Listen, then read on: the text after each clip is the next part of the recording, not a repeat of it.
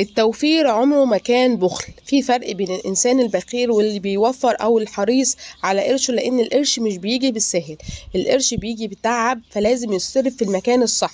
ما ينفعش جوزك يكون شغال مثلا وطالع عينه في الشغل وانت تاخدي الفلوس تحوشيه تصرفيها يمين وشمال، تصرفيها بقى على الخروجات، تصرفيها على الفسح، على المكياج، على الأكل الجاهز، ما تكونيش موفرة خالص. لا يا جماعة، دلوقتي القرش بيجي بتعب بجد. في أي شغلانة بتشتغليها، حتى لو بتشتغلي على اليوتيوب وانت قاعدة في بيتك معززة مكرمة، بتصحي من النوم وبتصوري وبتمنتجي وبتاخدي من وقتك ومجهودك وطاقتك. الشغل يا جماعة تعب، والقرش بيجي بتعب، فلازم كل حاجة تصرفيها في حاجة ليها لازمة. مش معنى ان انت بتوفري ان انت بخيلة او حارمة عيالك او مش بتعملي حاجة. لا، الانسان الحريص انا بعمل لاولادي كل حاجة نفسهم فيها بعملها لهم. الحلويات بعملها لهم في البيت، يعني بدل ما يشتروا البيتزا من بره مثلا ب 100 جنيه او ب 150 جنيه، ما انا ممكن اجيب ب 100 جنيه بانيه، واجيب الخضار واجيب الدقيق واعمل لهم مش صينية واحدة، اعمل لهم 5 صواني. فانت كده يعتبر مسكت العصايه من النص، عملت لاولادك اللي نفسهم فيه بكميه كبيره، وكمان وفرتي اكل صحي ووفرتي.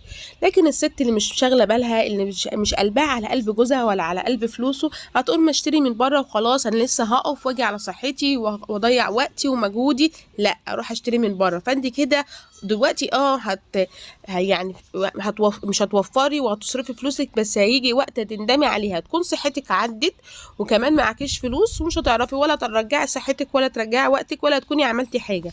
الانسان يا جماعه في الفيديو ده انا عايزه اقول لكم ان الانسان اللي بيوفر مش بخيل، الانسان اللي بيوفر بيعمل كل حاجه بس في الوقت اللي يستاهله. يعني في وقت امتى يعرف امتى يتفسح ويصرف فلوسه في الحاجه المفيده، امتى يشتري اكل من بره مثلا، وامتى يعمل اكل في بيته، وازاي يمسك العصايه من النص ويوفر في كل حاجه. انا بعمل لاولادي دلوقتي رز بلبن، يعني اولادي كان نفسهم رز بلبن، بصوا ما شاء الله ولا قوه الا بالله، الحله اللي قدامكم دي انا عملت كميه رز بحاجات بسيطه جدا. يعني حطيت كوبايتين رز، يعني اقل من نص كيلو، ويبقى الاول كوبايتين رز وحطيتهم في ميه مثلا بتاع لترين ميه لغايه ما الرز داب معايا وبقى داب خالص يعني، واستوى اتهرى بمعنى اصح. بعد كده ننزل عليه بكوبايه لبن، انا بالكيلو لبن خدت منه كوبايه بس، تمام، بعد ما اتاكدت ان الرز بتاعي استوى واتهرى. وبعد كده هنزل بكميه السكر، كوبايه سكر او سكر حسب الرغبه، هنزل كمان بفانيليا، لو عندك قشطه حطي، لو ما عندكيش هتوفري. معلقتين نشا دوبناهم في كوبايه ميه وحطيناهم. وفي كمان ناس بتحب تدوب معلقتين كريم شانتيه، بيفرق معاكي في الطعم. لو عايزه توفري هتستغني عن الكريم شانتيه، وهندوب كل دوت. وبعد كده نحط الرز بتاعنا في كوبايات، وعملنا كميه رز بلبن بمبلغ قليل جدا. يعني كيلو اللبن عامل 35، قولي مثلا نص كيلو رز، قولي ب10 جنيه رز يبقى 45، وفانيليا وسكر كمان ب5 جنيه يبقى 50 جنيه. خدنا كمية سكر مثلا ربع كيلو سكر، السكر لو ب30 ربع ب7 جنيه، يبقى نقولي 10 جنيه كمان يبقى 55 جنيه. عملنا كمية الرز بلبن اللي قدامنا ده، ما شاء الله. عملت البيت اللي نفسهم فيه، وبقى عندي بيتي فيه خير وبركة، وفي نفس الوقت بوفر. بدل ما يشتروا حاجة من بره، بدل ما يفطروا ممكن يفطروا رز بلبن او يتعشوا رز بلبن. بدل ما يشتروا حلويات مثلا ب30 جنيه او ب40 جنيه. مش معناها كده ان انا بقول لاولادي مثلا ما تشتروش حلويات ان انا بخيله، لا، انا بعمل لاولادي كل اللي نفسهم فيه. فطير، بيتزا، اي حاجه، كريب بعملها لهم في البيت، حلويات بعملها لهم في البيت. ويوم الجمعة ممكن بقى لو هيجيبوا شيبسيهات، لأن الحاجات دي فيها مواد صناعية بتبقى مضرة، لو هيجيبوا شيبسي مثلا يوم الجمعة. فأنا عايزة أقول من خلال الفيديو ده إن عمر الإنسان اللي بيوفر مكان بخيل. الإنسان اللي بيوفر دوت عارف قيمة القرش، وعارف إن القرش بيجي منين، فبيصرفوا في الحاجة اللي ليها لازمة.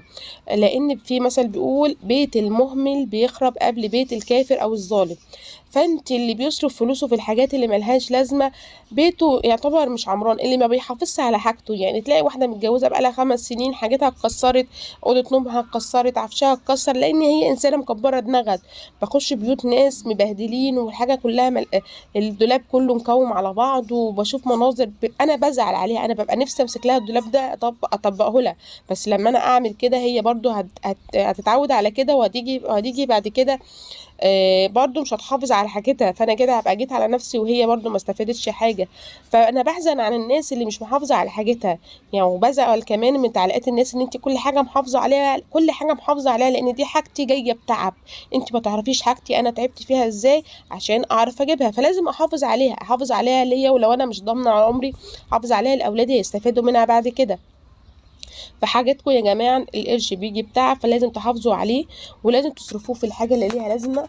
اعملوا لاولادكم كل حاجه نفسهم فيها بس بعقل. امسكي العصايه من النص وعلموا اولادكم التوفير، وعلمهم في نفس الوقت يجيبوا اللي نفسهم فيه بس بحرص. مش كل حاجه نفسك فيها دي تيجي بيها، لا.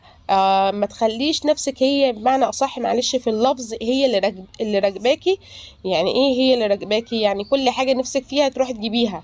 لا، انا مش هجيب لك دلوقتي اللي انت نفسك، مش هجيب لك شيبسي، مش هجيب لك كذا. ما تتعوديش نفسك هي اللي تقودك، انت اللي خلي عقلك اللي يمشيكي. انا عملت كميه الرز بلبن اللي قدامكم دي بحاجات بسيطه جدا ب 55 جنيه، وكمان طلعت منه الطبق الازرق ده لله، لحد جارك بقى، لحد قريبك عنده طفل صغير. كل حاجه تعمليها طلعي منها طبق لاي حد جارك، عشان تبقى صدقه وربنا يبارك لك فيها وتستفيدي من حاجتك، وربنا يجعل البركه في بيتنا وفي بيوتنا وفي اولادنا. وادعوا دعوه حلوه لزوجي واولادي بصالح الحال، واكتبوا لي رايكم عن الانسان الموفر بخيل ولا حريص، ويهمني التعليقات بتاعتكم. ولو اول مره تشوفوا قناتي اكتبوا لي في التعليقات انتي بطله مع ياسمين. بحبكم جدا في الله، والسلام عليكم ورحمه الله وبركاته.